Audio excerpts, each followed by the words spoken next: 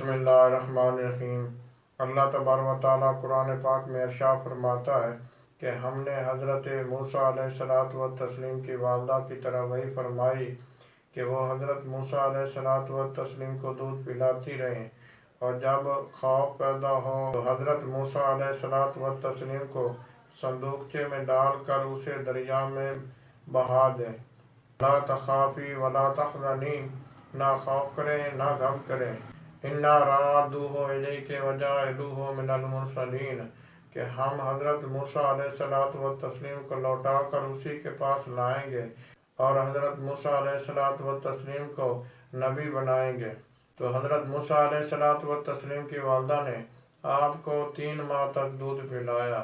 3 ماہ کے بعد جب آپ کو خطرہ محسوس ہوا تو انہوں نے حضرت موسیٰ علیہ الصلوۃ والتسلیم کو لکڑی کے ایک صندوق میں ڈال کر دریا میں بہا دیا۔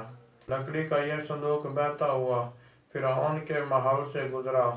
حضرت آسیہ، فرعون کی بیوی، جو کہ اس وقت ایک کافر تھی، انہوں نے دیکھا ایک صندوق بہتا ہوا جا رہا ہے۔ انہوں نے اپنی نوکرانیوں کو حکم دیا، وہ صندوق پکڑ کر لائیں۔ صندوق کو کھولا گیا۔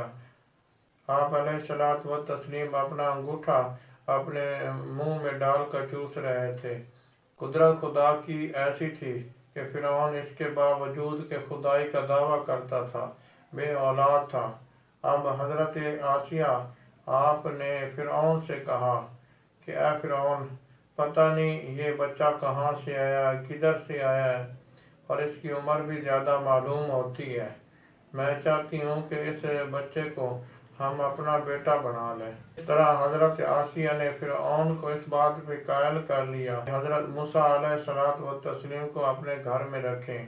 اب دودھ پلانے کا مرحلہ پیش آیا، دائیاں مقرر کی گئیں، لیکن اللہ تبارک و تعالیٰ نے ارشاد فرمایا وَحَرَّمْنَا عَلَيْهِ الْمَرَاضِعَ، کہ ہم نے حضرت موسیٰ علیہ الصلوۃ والتسلیم کو دوسری دائیوں کا دودھ پینا حرام ٹھہرا دیا۔ موسیٰ علیہ الصلوۃ والتسلیم کی ہمشیرہ جو آپ کے صندوق کی نگرانی کرتی کرتی وہاں پہنچی تھی، وہ اس جگہ کھڑی تھی۔ انہوں نے کہا کہ اے فرعون، ایک دائی میرے پاس بھی ہے، اگر تو چاہے تو میں اسے بلا لاؤں۔ فرعون نے کہا اچھا ٹھیک ہے، بلا لاؤ۔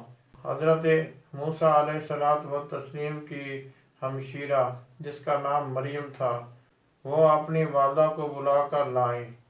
حضرت موسیٰ علیہ الصلوۃ والتسلیم نے جب اپنی والدہ کی خوشبو پائی تو دودھ پینے لگے۔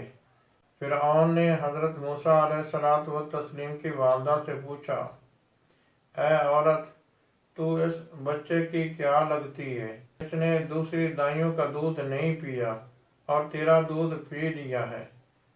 تو حضرت موسیٰ علیہ الصلوۃ والتسلیم کی والدہ نے کہا، اے فرعون، میں پاک صاف رہتی ہوں، میرا جسم خوشبودار ہے، میں نفیس ہوں، اس لیے حضرت موسیٰ علیہ الصلوۃ والتسلیم نے میرا دودھ پیا ہے اور دوسروں کا نہیں پیا۔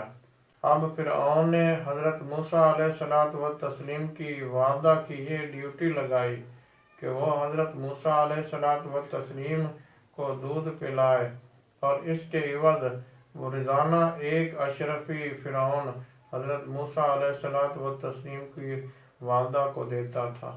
تو اللہ تبارک و تعالیٰ نے اس طرح فرعون کے گھر میں اس کے دشمن کو پالا، اور فرعون اسے تنخواہ بھی دیتا تھا۔